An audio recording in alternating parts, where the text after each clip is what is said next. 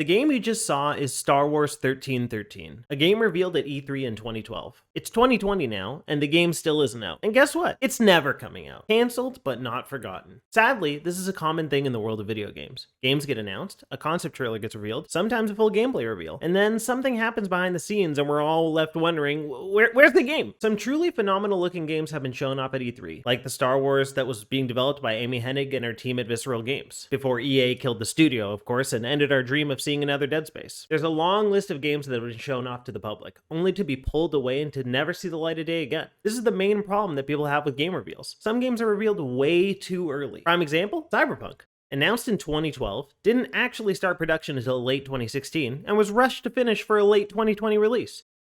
There was no need for that game to be announced in 2012 and be continually hyped and talked about as if it's going to be the greatest open world game of all time ever. Because guess what happened? It wasn't. It was pulled from PSN, and refunds have been issued, and the reputation of CG Projekt Red has been soured. Should the game have been canceled? No. But should have been delayed? Absolutely. In the words of Miyamoto, a delayed game is eventually good, but a rushed game is forever bad. The problem with announcing games too early is that people get so excited and so wrapped up in the hype that it becomes difficult for these studios to actually pull off their vision for the game. It's honestly a better idea for a game to be announced and come out a year or two later, kind of similar to how a movie is revealed, rather than go the Kingdom Hearts 3 route and be a game that's 14 years in the making. You know what can happen during that time? Literally anything. Final Fantasy Versus 13 was announced so long ago, years before it should have been, and then was re-revealed as Final Fantasy 15, and then when it actually came out, it was nothing like either of those trailers. Just a couple of dudes hanging out, driving around with their shirts off. Some studios don't give up. They reveal a game that isn't ready and then pull it back to rework it into something else and then take that away and then try again and again until the game is eventually canceled. Why do you tease us like this, Blizzard? What did we do to deserve this? Now, one thing studios can't really help are leaks. Sometimes an artist lets something slip or someone doing testing leaks something to the press and suddenly there's stories everywhere about Rockstar working on Bully 2 and everyone is excited and then we're all sad when news hits that the game has been canceled internally years ago. I understand why game studios do it though. They need to generate hype to get the sales numbers up. They need to hit those targets to make the stockholders happy, and they need to break pre-order records to get their bonuses. It makes sense, but in the time the game is announced to the time the game comes out, your interest can wane and you end up not caring the longer it takes.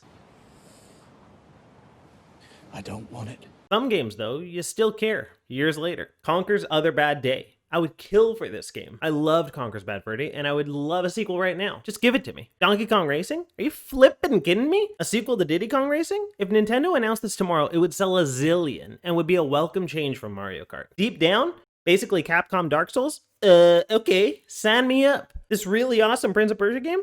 Look at it. I mean, really just look at it. This could be Prince of Persia. And instead we get this. Who asked for this? No one. Not me. Not Jake Gyllenhaal. Another issue we run into are tech demos. Studios use tech demos to show off what's possible for their hardware and what could potentially be coming in the future. The problem is that too many people seem to not understand that these are just demos and not actual games. Like this Zelda tech demo for Wii U. I mean, really, it looks fantastic. And if they made this into a game, I'd buy it. But people still asking for this are just asking to be let down. It's not happening. Even the new Unreal Engine 5 reveal looks amazing, but it's not a game.